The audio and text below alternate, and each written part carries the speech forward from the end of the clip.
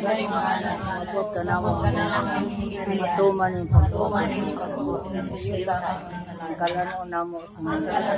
Sa katananaw. Sa loob kami sa mga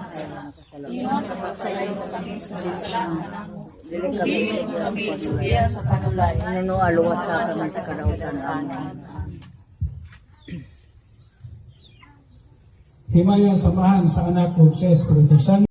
Ama luma sa Diyos, pinahanglan mo alagad sa Auxiliary in charge.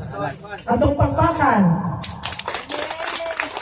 Yay!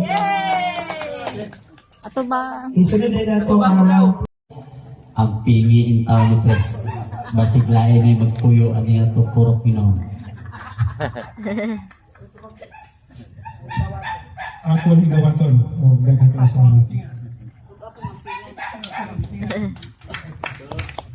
Over the Purok building located at the Purok size to the official and resident of Purok size. This February 21, 2026.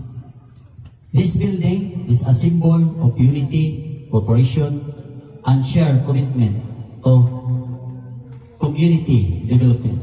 It is entrusted to the care of responsibility of the Purok official and resident to be properly maintained and used for meetings, activities, and programs that will benefit the entire community.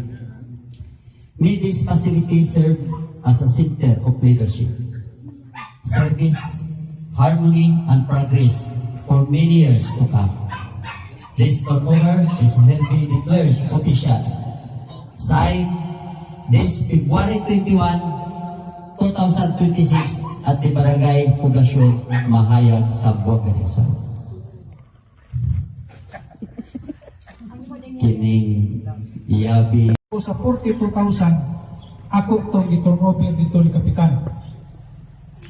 42,000. So, adisir na ako 1,000. So, ang pagnotaryo ni atong itukuran, kaduhan ni himo.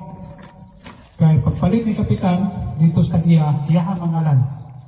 So, iya na po niyang gidunit, diri sa Purok, si Barangay Kapitan.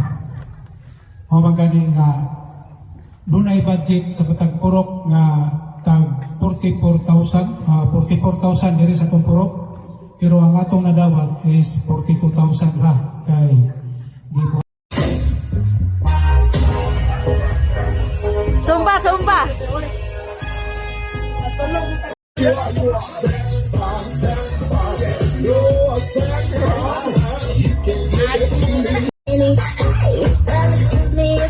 That I'm pretty.